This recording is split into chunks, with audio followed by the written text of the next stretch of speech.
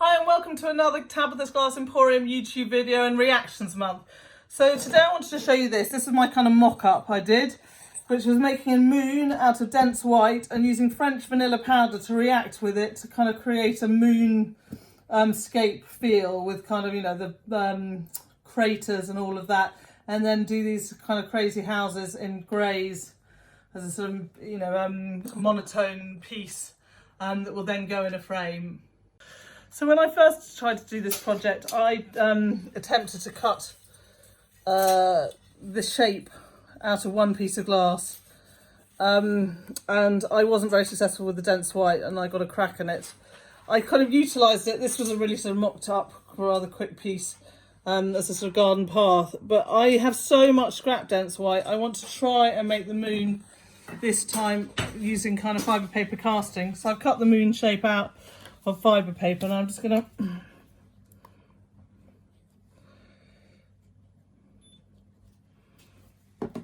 glue that down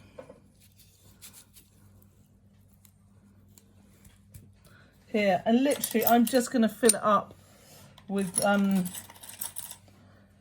all these scraps I have of dense white here until the whole kind of thing is as full as possible. If you've done any of this sort of thing before, you'll know that you need to kind of overfill it. I'm pretty sure I'm going to get DVIT on this. I don't really mind because I'm going to refire it again afterwards to sort of add the decoration.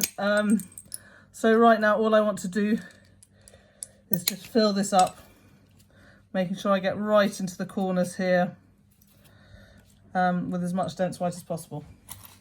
So here it is, filled with glass. I have a tray which I'm hoping most of it is dense white. Some of it might be 113 or 13, but it doesn't really matter for this project. I just want to kind of get it quite nicely packed in so that it will all fuse together. This will now go in on a full fuse, and we'll see how it is when it comes out. So I've taken this out of the kiln, and I've ground all the edges to make them neat. Now I want to add a layer of French vanilla powder to it. The layer wants to be quite thick because the dense white and French vanilla are going to react together. And I want some of the kind of French vanilla colour to come through too. And if it's too thin, it will just go grey. Notice I put my mask on. When you're dealing with powders, you want to wear a mask. Although rather hard to come by in Europe at the moment.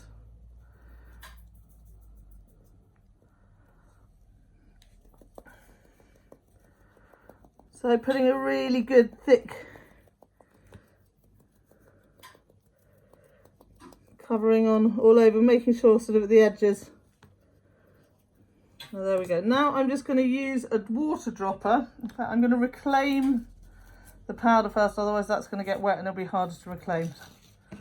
Just going to reclaim what powder I can. I'm going to put this up like this so I can pick it up more easily afterwards. And then I'm using a water dropper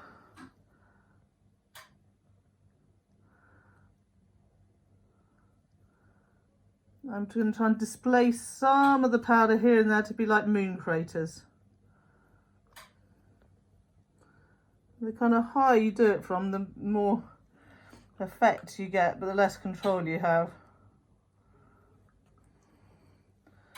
So in some areas, want to really kind of reveal the dense white again.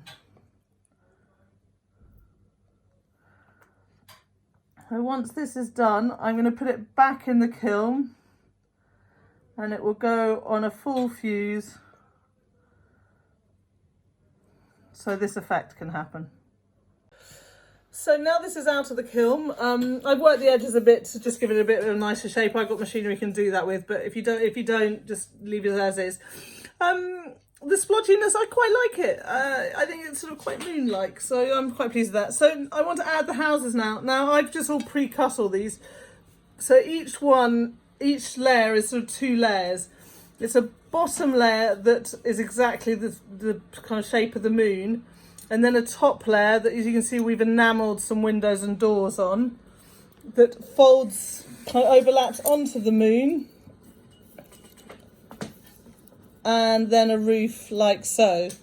So basically I have each one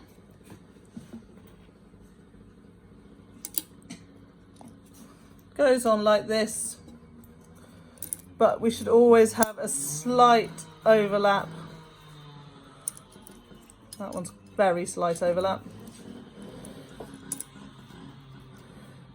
with the moon, just so that you've got a good solid join between the houses and the moon, and when we tack fuse it together they're all going to be nicely attached. We don't want any kind of loose ones. So I'm going to just put these on and then come back to me in a moment. So with these ones I've sort of cut them here so there's not so much of the bottom layer level, and then this goes quite a lot into the moon, and the next one is even kind of more, there's very little of the bottom layer, and the final one is just sits on top of the moon like this. And then I've also just cut a tree that I'm thinking I might put somewhere. I was sort of had an idea of here, but there's not actually space, so I might put a kind of tree kind of overlapping over here. So this is it now. It's going to go in the kiln on a tack fuse. I'm going to do a good and 2 hour anneal on this. It's got kind of lots of different layers. We need it all to sync together and stick together. So it just, you know, to avoid any worry of annealing, I'll have a look at my schedules, and before I put it in, work out whether I want to do a 2 or 3 hour anneal. Probably a 3 hour anneal on it. And let's see how it is when it comes out. So here it's out of the kiln. We actually added in a couple of extra trees before we fired it. I decided suddenly, I needed a couple of extra trees. No one was around to film that, so I just put them in. We're now going to think about how to mount it in a frame. So I want to mount it in the frame and have it sitting slightly off the mount like this, so it's sort of got a shadow and a feeling of kind of depth behind it. What I've done so far is I've taken some pieces of scrapped 4mm glass and just glued one of them 2 deep on top of the glass like this. And now I'm going to glue this to my mount board so they'll sit like this. And once it's mounted and dried, we can see how it looks in the frame. So here it is, all finished and in its frame. I think it's a fun little piece. I love the reaction on the moon and the little houses. You could always do this with lots of colourful ones instead, and use your reaction being between kind of a different colour. Or do the moon in the dense white and French vanilla, and the houses in, you know, brightly coloured houses. Anyway, I hope you've liked this video, and if you have, please subscribe.